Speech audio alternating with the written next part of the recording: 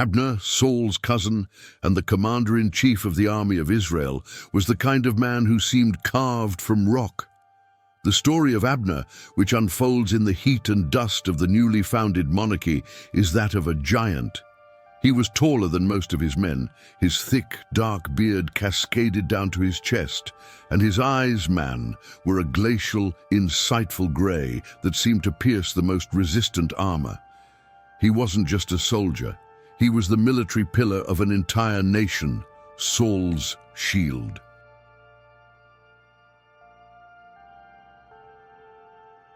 The people saw him as the war hero who always kept the accursed Philistines on the defensive, an unquestionable symbol of authority and brute force.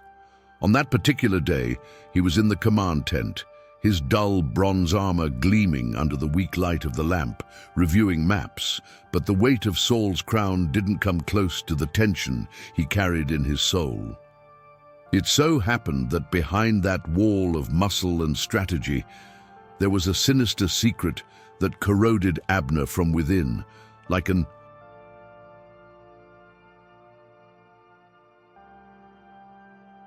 invisible acid.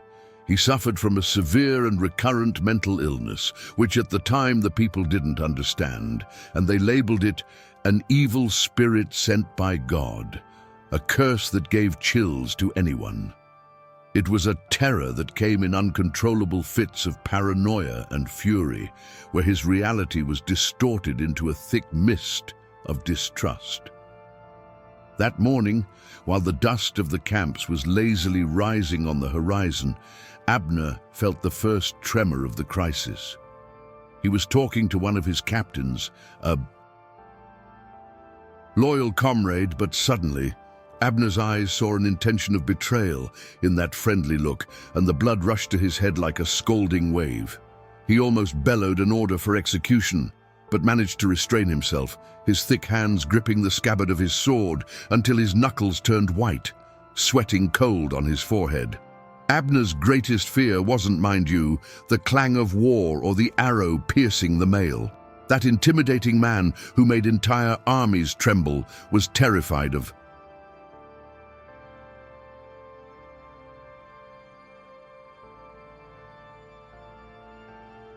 one thing: public humiliation. He trembled just at the thought of being expelled from the camp, exiled, and labeled unclean or mad, exactly as happened to Saul in his worst moments. This terror was what forced him to build a facade of polished steel and meticulous dissimulation. He hid in his command tents, which were larger and more isolated than normal, with bated breath, fearing that his own most loyal officers would notice the instability in his eyes or that some internal enemy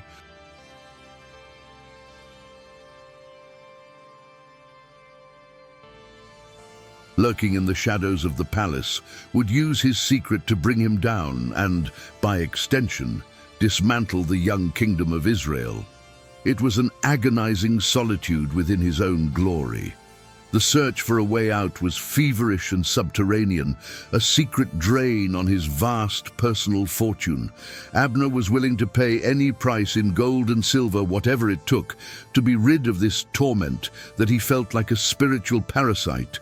He had dispatched, under an oath of silence and eternal loyalty, trusted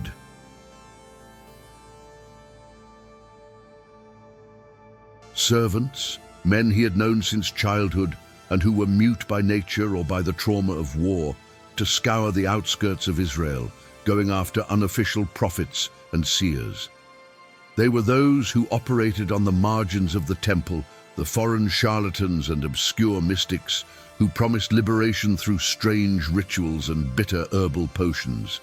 All of this was done in dark chambers, away from the eyes of the court, in the desperate hope that the cure would come from anywhere, as long as it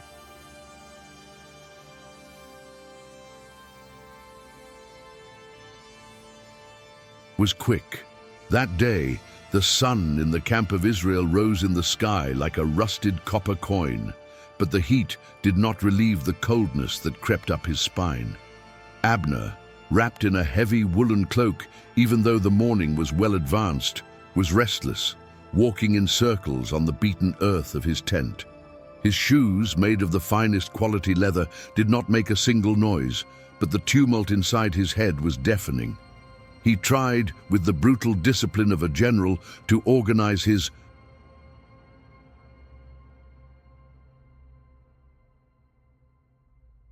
thoughts into coherent phalanxes, but they dispersed like clouds of sand in the desert.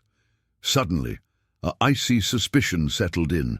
What if the wine served at dinner the night before, which tasted a little more bitter, had been poisoned by a spy for Joab? The paranoia was a mist that descended quickly. His eyes, always focused on the strategic horizon, now fixed on the folds of his tent fabric, looking for shadows where there were none. He picked up the metal cup he had drunk from and examined it.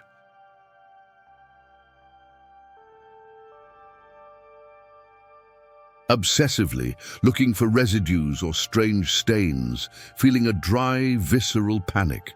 The idea that his death would not come with the glory of battle, but through petty treachery, disgusted him. He was Saul's right-hand man, the Lion of Benjamin, and did not deserve to be brought down by a sneaky poison. It was this mixture of wounded pride and existential fear that made him such a dangerous man. It was in this exact moment of despair and distrust that one of his mute servants, old Elkanah, a man with skin as tanned as leather and a single ivory tooth, slipped into the tent.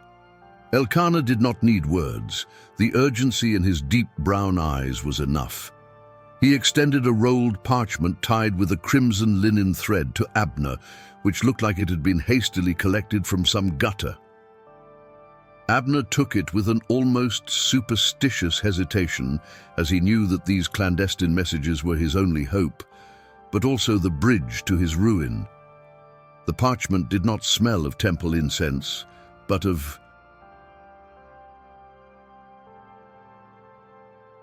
campfire smoke and wild undergrowth. As he unrolled it, the weak light revealed strange, nervous handwriting, drawn in a dialect he barely recognized. But the central message hit him like lightning.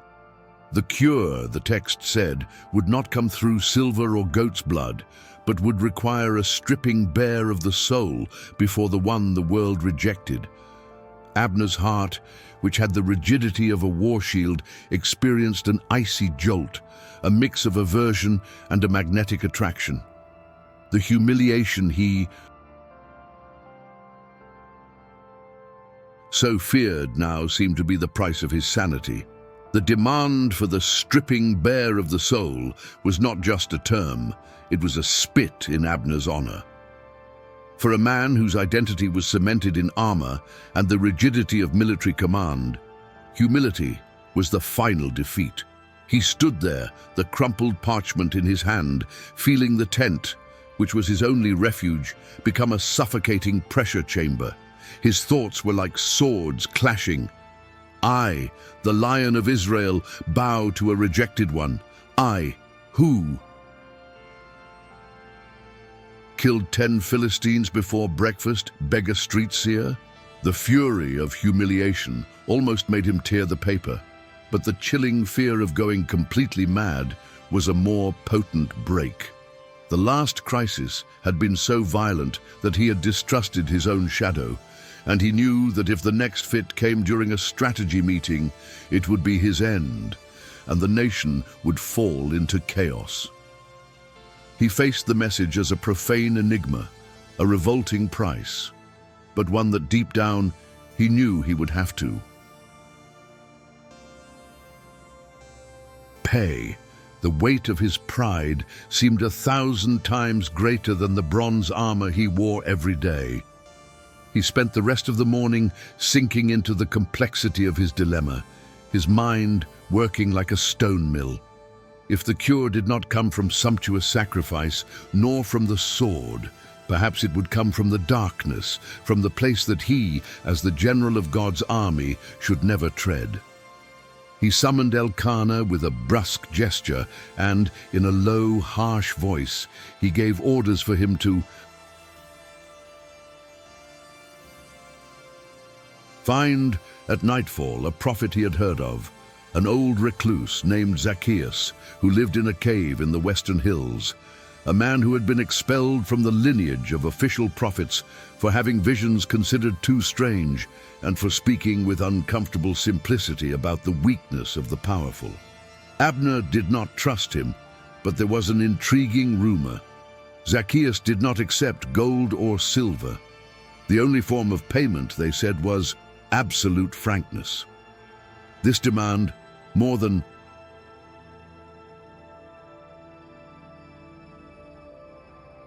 any price in gold, awoke in Abner a sense of reverence and a sacred terror. The general felt that he was not going in search of a charlatan, but rather walking to the edge of an abyss that promised to swallow him whole. As the sun began to bid farewell to the horizon with colors of ember and ash, painting the land a somber orange that seemed to foreshadow something important, Abner gave the order. He dismissed the honor guard with a brusque wave, and dressed not in the bronze armor that defined him, but in the humblest travel clothes he could find, an earth-colored wool cloak without insignia and simple sandals. He looked like a tired merchant or a late-returning farmer, but the impressiveness of his bearing, the way he carried his head, his thick neck, and the musculature of oak, betrayed the disguise. He mounted his war horse, a black stallion named Thunder, but the mount, accustomed to the martial pace and fanfare, seemed confused by the slow, silent rhythm of that secret.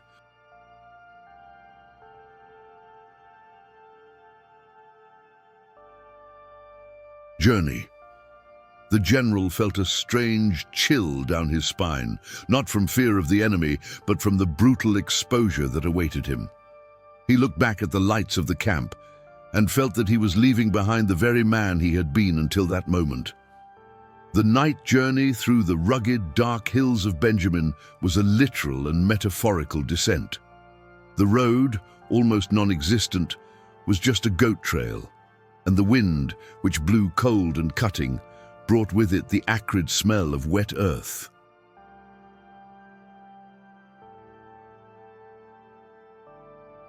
And the solitude of the stones. Abner, the master of military logistics, who could move entire legions with clockwork precision, felt terribly disoriented in that darkness that seemed to swallow all his sense of control. He tried to concentrate on the horse's measured rhythm, the way the saddle creaked, but his thoughts refused to obey, spinning around his terrible condition. He remembered how, in the last fit, the fury had been so powerful that he almost strangled a recently captured Philistine. In captivity, just because the way the prisoner blinked seemed like a code of mockery, he saw himself as a ship adrift on the sea of insanity, and that old prophet in the caves was the last lighthouse. With every step of the horse, the general moved away from the world of swords and shields and approached a mystery that his brute force could not master. They reached the base of the hill where Zacchaeus supposedly lived around midnight, when the new moon was hidden and the sky was a cold obsidian.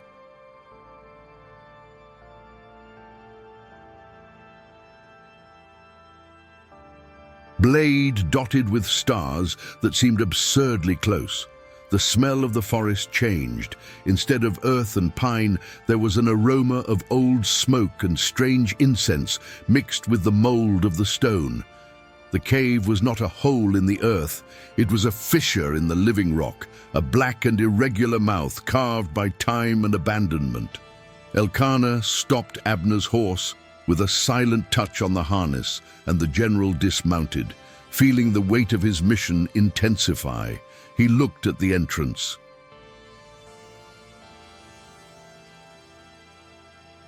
Of the cave, which seemed to suck in the little ambient light, and felt a coldness that was not of the body, but of the soul. It was the kind of place that a man of God should purify with fire and salt, not seek help. The strange reverence that the place imposed was almost paralyzing. Abner, the man who did not fear death, now felt a profane hesitation, a shiver on the thin line between the sacred and the marginal. As he approached the entrance, Abner heard. It was not a chant or a formal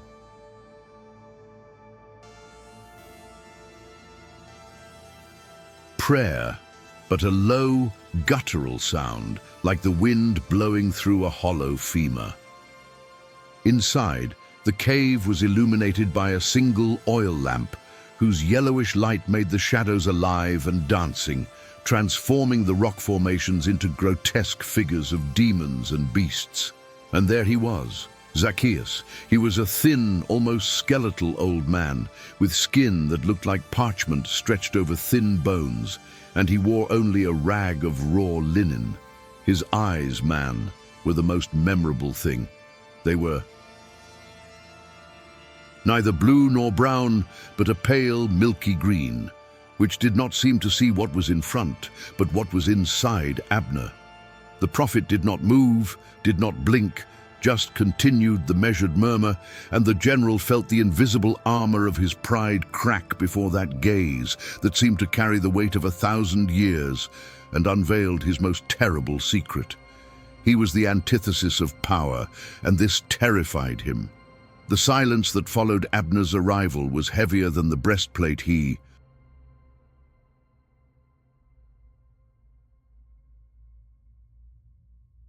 had left in the camp. Zacchaeus made no move to get up or greet the commander of the army of Israel. The prophet merely interrupted the murmur and fixed his milky eyes on the general, and it was at that moment that Abner felt that he was not the one judging the situation, but being judged by it. He, the relentless warrior, felt his palms sweat inside his leather gloves, a sensation he hadn't experienced since his first combat. He gathered all his military dignity, and with a voice he tried to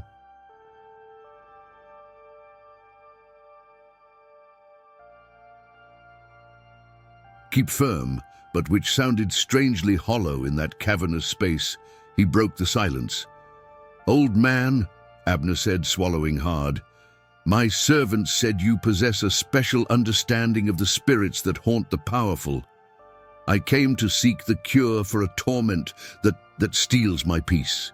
He used the word torment on purpose, for to speak of God's evil spirit would be to pronounce his own death sentence in public, and that place, for him, was already too public. Zacchaeus smiled. It was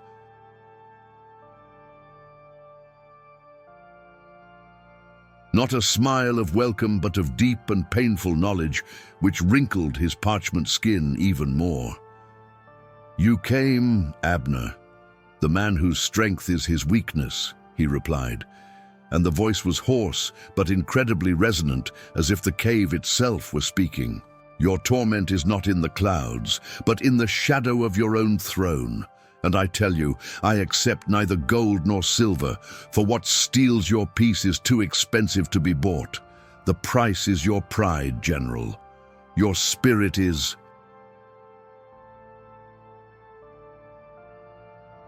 trapped in the armor you do not take off, and the cure will only come if you strip bare your soul to me." He repeated the words of the message, but with an intensity that made Abner step back. The prophet pointed to a dark corner of the cave, where there was an empty clay pot.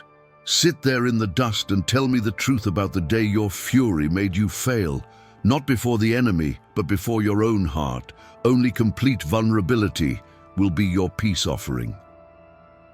The general felt the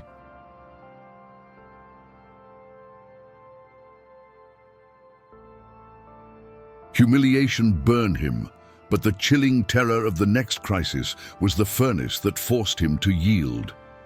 Abner sat on the ground near the clay pot, and the sensation of having the dust of the cave under his cloak was more penetrating than any enemy blade. It was an act of surrender that reneged on every day of his life as a general. He took a deep breath, and the air he inhaled did not smell of battle, but of humility and mold. Looking at the dancing shadows on the wall, he transported himself to the day the sinister secret began to manifest in its fullness. That day he swore to bury. It happened during a minor siege of a small Philistine fortress in the southern hills. The strategy was impeccable, the men were motivated, victory was certain. But suddenly, in the middle of the morning, while reviewing the position of the catapults, he felt his blood pulse uncontrollably in his temples. His eyes focused on Micael, his supply officer, a man known for his slowness, but of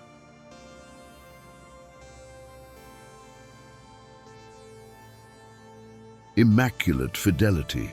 The fury did not come from a mistake, it came from an absurd, unfounded certainty that Micael was, at that moment, drawing the Philistines' escape route to sell it for a few shekels. The general felt a cold madness rise in his throat, and he knew he was on the verge of making a terrible mistake. "I called him," Abner began, and his voice was low, harsh, a whisper of shame in that silent cave. "I called Micael to my tent, in front of 3 other officers, and, without giving him a chance to defend himself, I accused him of high treason with a conviction that seemed divine, but which I knew, deep down, was pure poison in my mind." Zacchaeus' milky eyes did not move, they just listened with a timeless patience. Abner felt that the prophet was not looking at the war scene, but at the corruption within his soul. The general continued, the words now flowing with a painful urgency. "I screamed. I humiliated him. I threatened to kill him right there with my own sword. The paranoia was so strong that I saw the Philistine gold gleaming in his eyes. I saw him laughing at me. And when Micael, the most loyal man I ever had, fell to his knees and cried, swearing his innocence by the God of Israel, I did not listen to him. I saw only mockery." Abner stopped, his forehead furrowed with pain, the image of Micael's terror and non-real betrayal still etched in his memory. He freed the man, of course, but the seed of doubt about his sanity was planted irreversibly. "The mistake was not sparing the man, old man," Abner continued, his voice choked by the memory. "The mistake was the damage I caused to my own mind. After that, I could no longer trust anything my eyes saw. That day, the crisis was not just a thought. It was a physical wave, a venom of fire rising up my spine. My muscles became rigid as dry leather, and my head felt like it was going to explode under the pressure of 1,000 war drums. I felt a scorching heat that made me sweat cold under my armor, and the sound of my soldiers' voices turned into a distorted buzz, as if they were talking underwater, whispering about me. And the worst part, I started seeing things. Shadows darker than night, moving at the edges of my vision, watching me, slender, silent figures that seemed to feed on my distrust. I had to lock myself in the tent for hours, saying I was in communication with the Almighty. But in truth, I was fighting against myself. Zacchaeus tilted his head, and the general felt that the old man's simple, attentive presence was heavier than an army. Abner then confessed the true failure of that day, the one that had led him to the cave. "I lost the rhythm of the battle," he murmured, the shame denser than the night air. "Because of my outburst, I delayed the decisive attack order for over an hour. That hour cost the lives of 16 of our men in the skirmishes, and the fortress was only taken with more blood than necessary. I, the strategist, the protector of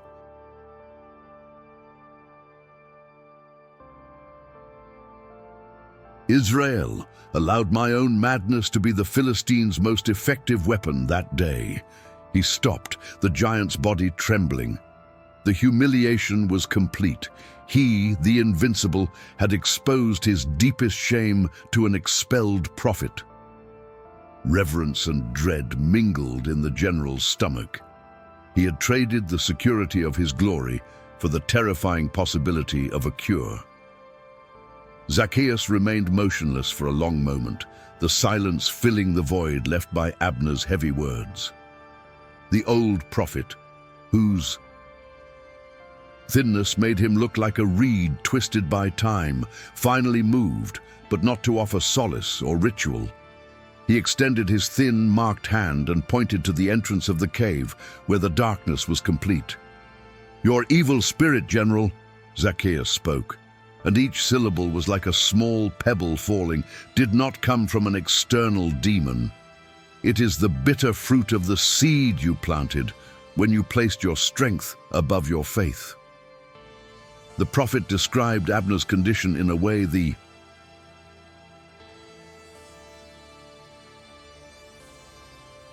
general had never heard. It is the roar of wounded pride disguised as conviction. Paranoia is the price of your insecurity in being merely human.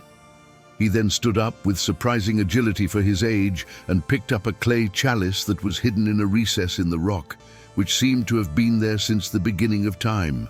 It was a simple, unadorned object, the antithesis of the gold Abner had offered. "The cure, Abner," Zacchaeus declared, and his milky eyes now seemed to reflect the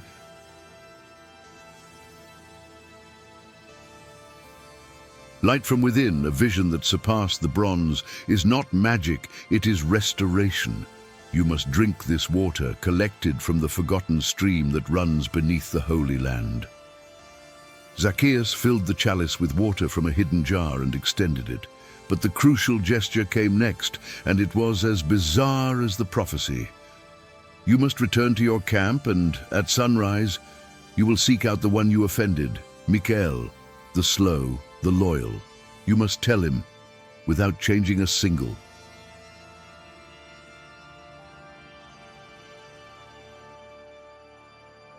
word, the complete truth of your illness, exactly as you did here.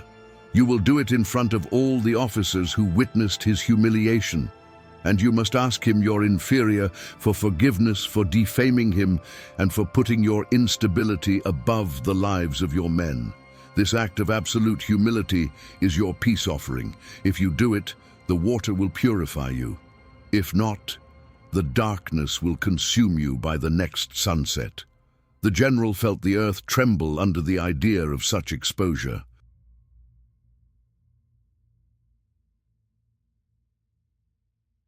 Abner left Zacchaeus' cave before the first sign of light in the east.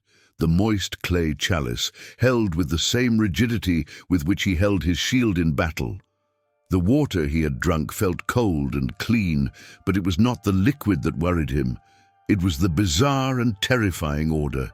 The idea of exposing his vulnerability to the officer he had almost destroyed, and doing so in front of the entire command, was a slow poison that consumed his pride faster than the disease itself.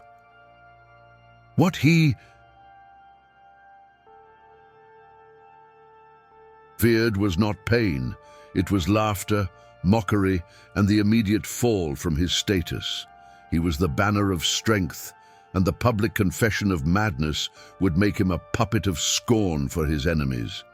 As he rode back, he felt Elkanah's silent gaze on his back, and the servant's silence seemed to scream, "So, General, will you save your glory or your soul?" The battle that day would not be fought against the Philistines, but against the giant of his own ego. The sun had already risen when Abner and Elkanah reached the watchtowers of the camp of Israel. The general stopped his horse on a small hill that gave him a panoramic view of the thousands of tents, the shimmering weapons, and the men moving about their morning duties. It was a world of order and control, a world he had built with blood and iron. And it was this world that he was about to destroy in the name of an eccentric prophecy spoken by an expelled old man. The pressure of the decision was so intense that he felt the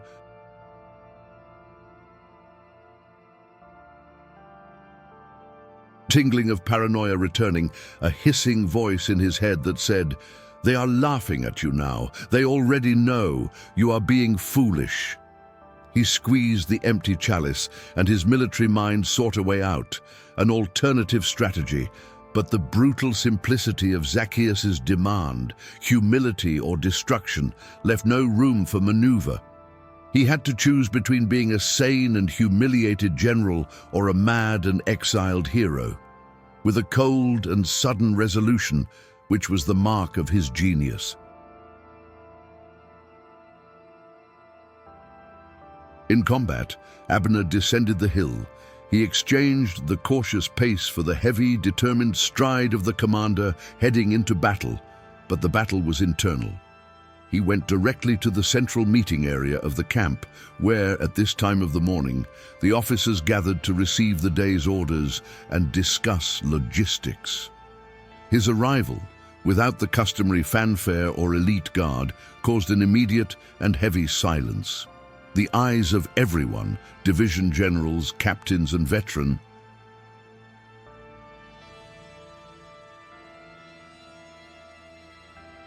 sergeants, fixed on him, noticing the absence of armor and the presence of the simple clay chalice in his hand, an object that violently contrasted with the military pomp.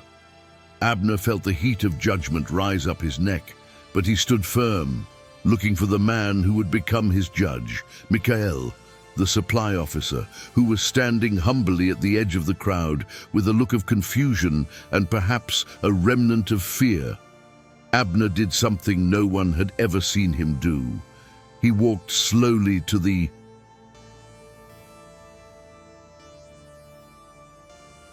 center of the circle of officers, placed the clay chalice on the ground, and then knelt.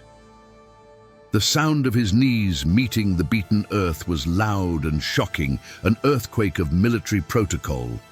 The morning silence became deafening, and the men exchanged looks of absolute disbelief. Then the general, the most powerful man after Saul, began to speak. His voice was no longer the roar of command, but a low, honest, and cutting tone. "Officers of Israel," he began, "I do not kneel before the enemy's weakness, but before the weakness of my own spirit." He looked directly at Micael, who was paralyzed. "I come to you, Micael, to confess my sin. On the day of the siege of the southern fortress, I accused you of treason. I saw in your eyes the Philistine gold and the laughter of scorn. But I tell you, it was not you who was the traitor, it was me." The confession was raw, and Abner's vulnerability was so shocking and unusual that it generated an almost mystical reverence among the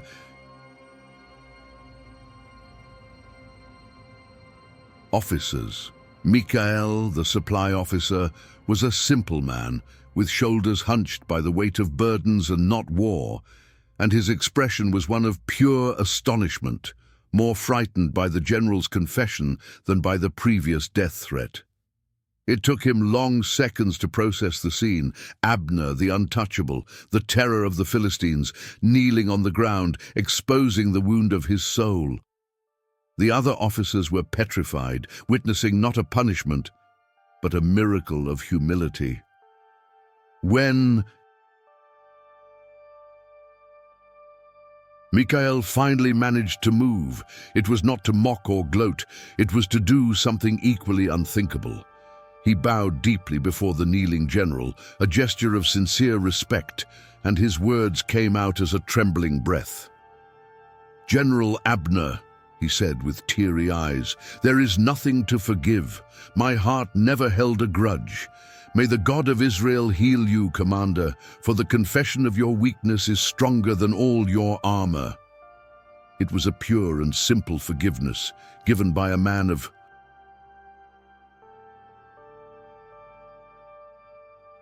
inferior status, an act that broke the logic of power and hierarchy. At the exact moment Micael's words reached his ears, Abner felt something that shook him to the core. It was not the sensation of slow healing, but a violent expulsion. He felt the unbearable pressure that had been suffocating his skull for months suddenly rupture, like a dam giving way. The scorching heat that lived in his spine turned into a chilling coldness that seemed to descend through his legs and drain into the earth.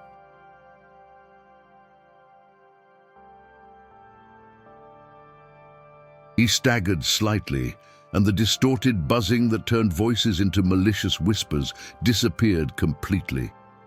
The silence that followed was no longer the tense silence of fear, but the silence of peace. As he raised his eyes, he saw Micael's sincere face, the astonishment of the other officers, and the dust of the earth that was once his shame now was his foundation. The world seemed sharper, the colors more vivid, and most importantly, the paranoia had evaporated, leaving behind only the honest exhaustion of a great battle won. The cure was not gradual, it was a single visceral event. That day was marked in the camp not by war strategy, but by the unusual silence and the reverent astonishment of the men who witnessed their leader's surrender. The officers dispersed, not with the joy of gossip, but with a deep reflection. They had seen power bow to truth, and that was something that shook the foundations more than the defeat of any fortress. Abner stood up, wiping the dust.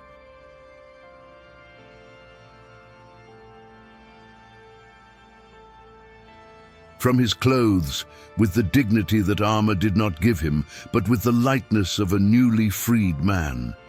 He did not return to his command tent immediately.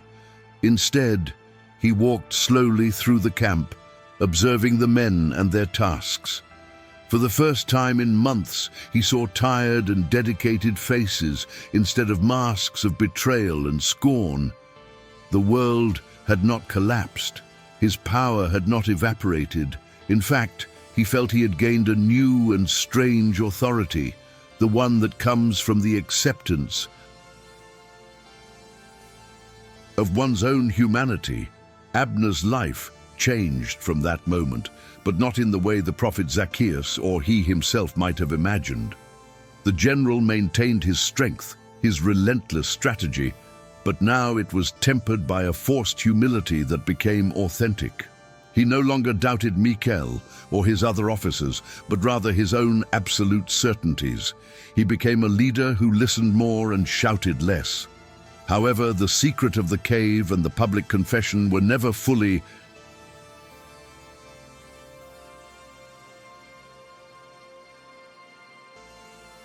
understood by Saul's court. Many, of course, speculated. Some said the general had been touched by the hand of God and purified, and others, the skeptics, that he was merely executing a strange war ritual to motivate the troops. What no one could deny was the palpable change in his presence. The fire of fury had been replaced by the firmness of purified steel. And the most bizarre and inspiring thing about this story is that even cured, Abner never fully understood what Zacchaeus meant or how. The act of humility had freed him. The experience remained an enigma to him. He continued to be Israel's fierce warrior, the military pillar, but he carried within him the vivid memory of his surrender in the dust. The clay chalice, the object that represented the price of his cure, was not thrown away. He kept it hidden in his tent, a tactile reminder that the salvation of his mind did not come from the strength of his arm, but from the total exposure of his shame. He did not become a prophet,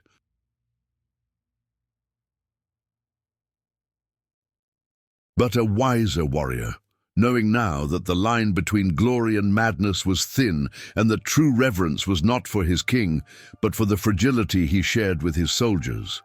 The outcome of that singular day was not a return to the old life, but the acceptance of a new and more dangerous truth. Fragility is inherent in power. Abner continued to serve Saul with firm but more cautious loyalty, holding the kingdom together through his sharp strategy. However, he never again tried to buy the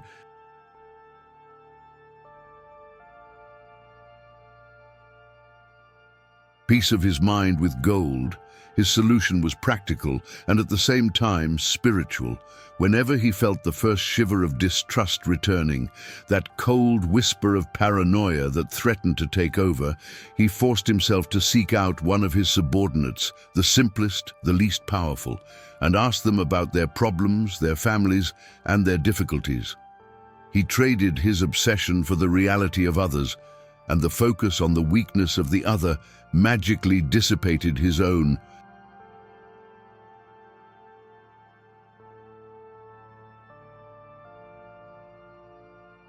Torment. The cure was in human connection and the humility to acknowledge pain, a lesson that only the most bizarre and personal experience could have taught the general of Israel.